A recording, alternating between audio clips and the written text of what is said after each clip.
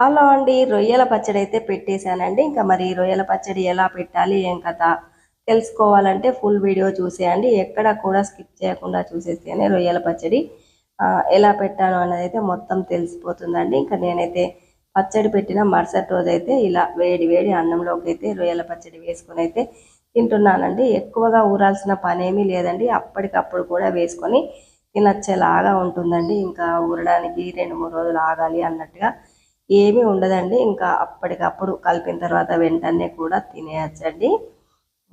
పచ్చడి అయితే చాలా సూపర్గా కుదిరింది. ఇంకా ఎమ్మీగా టేస్టీగా నములుతుంటే కూడా క్రంచీగా ఇంకా మంచి టేస్ట్ అయితే వస్తుందండి. ఇంకా చాలా అద్భుతంగా కుదిరిందండి పచ్చడి అయితే. మరి ఈ పచ్చడిని ఎలా చేయాలి ఇంకా ఈ వీడియోలో అయితే తెలుసుకుందామండి. ఇంకా శ్రావణ మాసం అందరికీ ఒక పొద్దులు అలాంటివన్నీ అయిపోయాయండి. ఇంకా నాన్ వెజ్ తినే వాళ్ళు అయితే తినేస్తూ ఉంటారు. ఇంకా మేము కూడా శ్రావణ మాసంలో తినమండి. మరి మీరు ఎవరైనా తింటారా తినరా అనేది కామెంట్ బాక్స్లో కామెంట్ చేసేయండి. రండి ఇప్పుడు మనమైతే పచ్చడి ఎలా పెట్టాలో చూసేద్దాం.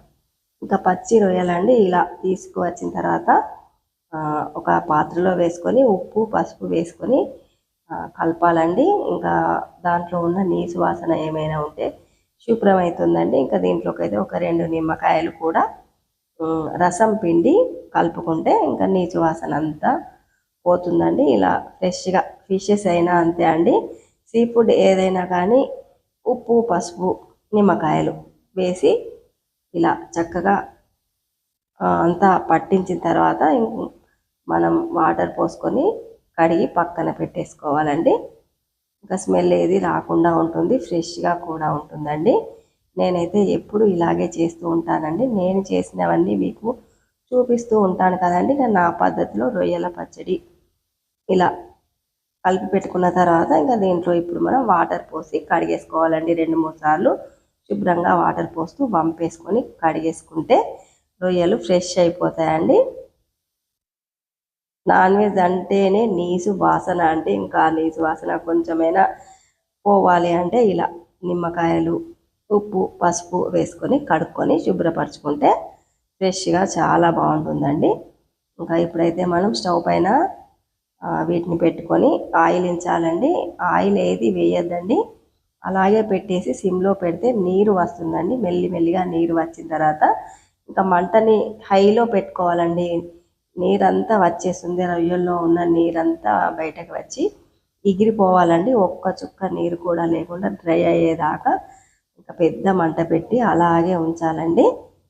ఇలా రొయ్యలన్నీ నీరంతా బయటకి వచ్చేసింది. ఇంకా మనమైతే కర్రీ కోసం అయితే ప్రిపేర్ చేసుకుందామండి. స్టవ్ పైన ఒక గంజు పెట్టి ఇంకా ఆనియన్ పేస్ట్ అంతా వేసి అయితే అల్లం వెల్లుల్లి పేస్టు ఆనియన్ పేస్టు పచ్చిమిరపకాయలు వేసి ఫ్రై చేస్తున్నానండి. ఇంకా సగం ఉడికిన రొయ్యల్ని తీసి ఇంకా కర్రీలో వేసేస్తున్నానండి. ఇంకా మళ్ళీ ఉడికిపోతాయి కదా, మొత్తం డ్రై అవ్వాల్సిన అవసరం లేదు అన్నట్టుగా ఇంకా కర్రీకి సరిపడా ఉప్పు కారం 2 వేసుకోవాలండి. రొయ్యలు ఫ్రై అయిన తర్వాత ఇలా నూనె తేరి రొయ్యలు ఫ్రై అవుతున్నప్పుడు అందులో మనం కావాల్సినంత ఉప్పు కారం 2 వేసి గరం మసాలా కూడా వేసేస్తున్నానండి. ఇంకా ఈ 3 వేసి కలుపుకొని ఫ్రై అయ్యేదాకా వేయించుకోవాలండి. ఇంకా ఓ పక్కనైతే నీరంతా ఎగిరిపోయి దగ్గర పడిందండి. దాంట్లో కొంచెం ఉప్పు కొంచెం పసుపు వేసి ఇంకా సిమ్లో పెట్టేయాలండి. మొత్తం డ్రై కావాలండి. ఇంకా ఈ రొయ్యలు మొత్తం డ్రై అయిన తర్వాత మనం అప్పుడు స్టవ్ కట్టేసుకోవాల్సి అయితే ఉంటుందండి. నీరు మొత్తం ఇలా ఏమాత్రం చుక్క నీరు కూడా లేకుండా డ్రై అయ్యేదాకా వేయించుకోవాలండి. ఇలా వేయించిన వాటిని మనం గాజు సీసాల్లో పెట్టుకొని ఇంకా డీప్ ఫ్రిడ్జ్లో పెట్టుకుంటే మనం ఎప్పుడు కావలిస్తే అప్పుడు కర్రీలో వేసుకోవచ్చండి. ఇంకా నేనైతే పచ్చడి పెట్టేస్తున్నాను. కాకపోతే నిల్వ చేసుకునే వాళ్ళకు కూడా ఇలా చేసి నిల్వ చేసుకోవచ్చు అని అయితే ఇదివరకు చూపించాను, మళ్ళీ ఈ వీడియోలో కూడా చూపిస్తున్నానండి. ఇంకా రొయ్యలు అయితే ఉప్పు కారం పట్టుకొని చక్కగా ఫ్రై అయ్యాయండి. ఇంకా దీంట్లో అయితే కొంచెం ఎసరు పోసానండి. ఇంకా గ్రైండర్లో ఆనియన్ పేస్ట్ పట్టాను కదా, అదే గ్రైండర్లో వాటర్ పోసి ఇంకా మన వెనకటి బామ్మలు రోళ్ళల్లో నీళ్లు పోసి రోట్లో నీళ్ళు ఎత్తేవాళ్ళు కదా, అలా గ్రైండర్లో వేసి ఇంకా అందులో ఉన్న గ్రేవీ కూడా వచ్చేస్తుంది అన్నట్టుగా అయితే వేసానండి. ఇంకా అదో పక్కన కర్రీ అయితే సిమ్లో పెట్టి ఉడికించేస్తున్నానండి. ఇంక ఇదంతా డ్రై అయిపోయింది చూసారా. ఇలా డ్రై అయినప్పుడు స్టవ్ కట్టేయాలండి. ఇంకా అంతలోపు అయితే మన కర్రీ అయితే రెడీ అయిపోయిందండి. ఇంతే అండి, మన రొయ్యల గ్రేవీ కర్రీ రెడీ అయిపోయిందండి. ఇంకా ఈ కర్రీ అయితే ఇప్పుడు నైట్ డిన్నర్లోకండి. ఇంకా ఈ పచ్చడి అయితే పెట్టేద్దాం పదండి మనం ఇప్పుడు. మరి 3 వెల్లుల్లి గడ్డలు, 6 నిమ్మకాయలు అయితే తీసుకుంటున్నానండి. ఇంకా ఒలిచిన 3 ఉల్లిల్లి గడ్డలు ఒలిచినవి అయితే పక్కన పెట్టేసుకున్నాను. ఇంకా స్టవ్ పైన అయితే ఒక 300 గ్రాముల వరకు అయితే ఆయిల్ వేసుకుంటున్నానండి.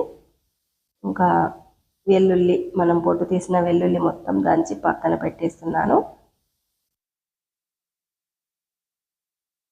ఇలా దంచి పక్కన పెట్టుకోవాలండి. ఇంకా మనం ఆయిల్ వేడెక్కగానే అందులో అయితే ఈ పక్కన ఫ్రై చేసి పెట్టుకున్న రొయ్యలన్నీ వేసుకోవాలండి. ఆయిల్లో వేసుకొని చక్కగా డీప్ ఫ్రై అయ్యేలాగా మధ్యలో కలుపుతూ అడుగు పట్టకుండా వేయించుకోవాలండి. చక్కగా రొయ్యలన్నీ క్రిస్పీగా అయ్యేలాగా వేయించుకోవాలి. మధ్యలో కలుపుతూ డ్రై చేసి పక్కన పెట్టుకున్నాయి మొత్తం ఇంకా ఆయిల్లో అయితే వేసేసానండి.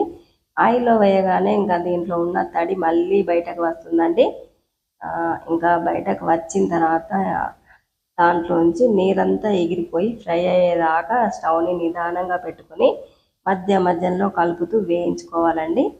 ఇంకా చూసారా, మనం ఇలా కలుపుతూ ఉంటేనే దాంట్లో ఉన్న నీరంతా రావడం అయితే మనకి కనబడుతుందండి. ఇంకా నీరంతా వచ్చిన తర్వాత ఎగిరిపోయేదాకా చాలా ఓపికగా నిదానంగా చేసుకోవాలండి. ఇలా చేసి పెట్టుకుంటే ఇంకా మనకు సంవత్సరం అంతా నిలవ ఉంటుందండి పచ్చడి అయితే. ఇలా నూనె చక్కగా పైకి తేరేదాకా వేయించుకొని తర్వాత హైలో పెట్టుకోవచ్చండి. ఇంకా మనమైతే అంతలోకి దాంట్లోకి పచ్చడిలోకి అయితే నిమ్మకాయలు 6 తీసుకున్నాం కదండి.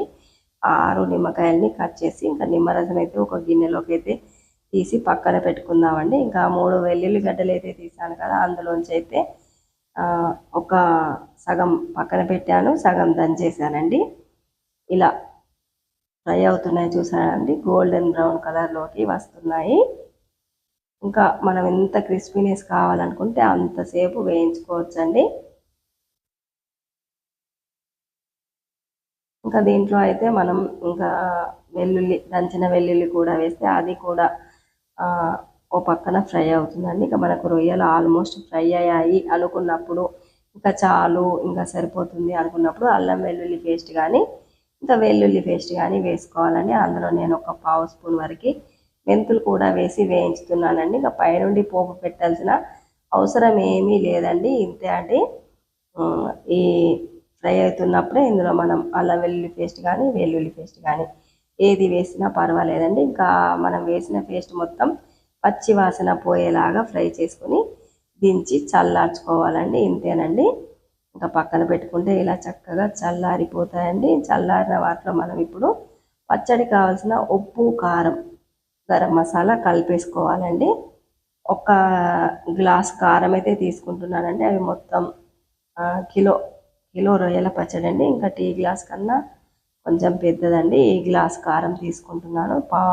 హాఫ్కి కొంచెం తక్కువగా ఉప్పు తీసుకుంటున్నానండి. ఏదైనా ఉప్పు మనం చప్పటి కారమే తీసుకుంటాం కాబట్టి అందులో ఉప్పు ఉండదు కాబట్టి 1కి సగం ఉప్పు అని అంటారు. ఇంకా నేనైతే కొంచెం తక్కువ తీసుకుంటానండి. ఇంకా కావాలంటే మళ్ళీ కలుపుకోవచ్చు, కానీ ఇంకా ఎక్కువ అయితే బాగుండదు అన్నట్టుగా అయితే కొంచెం తక్కువగానే తీసుకుంటున్నాను. ఉప్పు, కారం, గరం మసాలా, దాల్చిన చెక్క పౌడరు ఇవైతే వేసేస్తున్నానండి. ఇంతే అండి. ఇందులో ఇంకా మనం ఇంగ్రీడియంట్స్ ఏమీ వేయాల్సిన అవసరం లేదు. మిరమంతా ముక్కలకు పట్టించి ఇంకా అందులో మనం నిమ్మరసం కూడా పిండి పక్కన పెట్టాం కదండి, అది కూడా వేసుకొని కలుపుకోవాలండి. ఇంతే అండి. ఎమ్మీగా టేస్టీగా రొయ్యల పచ్చడి అయితే రెడీ అయిపోయిందండి.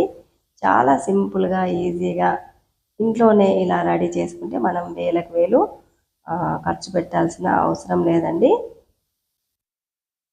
ఈ రొయ్యల పచ్చడి అంతా మంచిగా ఉప్పు, కారం కలిసేలాగా కలుపుకొని దీన్ని ఒక డబ్బాలోకి నిల్వ చేసుకోవాలండి. ఇంక ఇది అల్యూమినియం పాత్ర కదా, దీనిలో ఉంచొద్దండి. మనం పచ్చడి పెట్టుకునే డబ్బాల్లో అయినా వేసుకోవచ్చు. నేనైతే ఇప్పుడు ప్రస్తుతానికి స్టీల్ డబ్బాలో వేసేస్తున్నానండి. ఇంకా మరుసటి రోజు ఒక 2 రోజులు ఊరిన తర్వాత గాజు సీసాలో నిల్వ చేసుకొని ఫ్రిడ్జ్లో పెట్టేసుకుంటే సంవత్సరం అంతా నిలవ ఉంటుందండి. ఎప్పుడు కావాలంటే అప్పుడు వేసుకొని తినచ్చండి. ఇంకా మరి నేనైతే రొయ్యల పచ్చడి ఈ పద్ధతిలో పెడతానండి. మరి నా స్టైల్లో రొయ్యల పచ్చడి ఎలా ఉందో ఇంకా మీరు కూడా ఒకసారి చేసుకొని టేస్ట్ చేసేయండి. మరి ఇంకా దీన్నంతా స్టీల్ డబ్బాలో పెట్టేసి పెడతానండి. ఇలా అల్యూమినియం పాత్రలో అలాగే ఉంచేస్తే ఉప్పు అంతా కొరుకుద్ది. ఇంకా గాజు సీసాలో కానీ పచ్చడి జాడీల్లో కానీ ఇలా స్టీల్ డబ్బాలో కానీ వేసుకోవచ్చండి. స్టీల్ డబ్బాలో కూడా 2-3 రోజులకు ఎక్కువగా ఉంచకూడదు. మళ్ళీ నేనైతే 2 రోజులు ఊరిన తర్వాత అయితే గాజు సీసాలోకి అయితే తీసేసుకొని ఇంకా ఫ్రిడ్జ్లో అయితే భద్రపరుచుకున్నానండి. మరి ఇలా పెట్టుకుంటానండి నేనైతే రొయ్యల పచ్చడి. మీకు నచ్చిందని అనుకుంటాను. ఉంటానండి.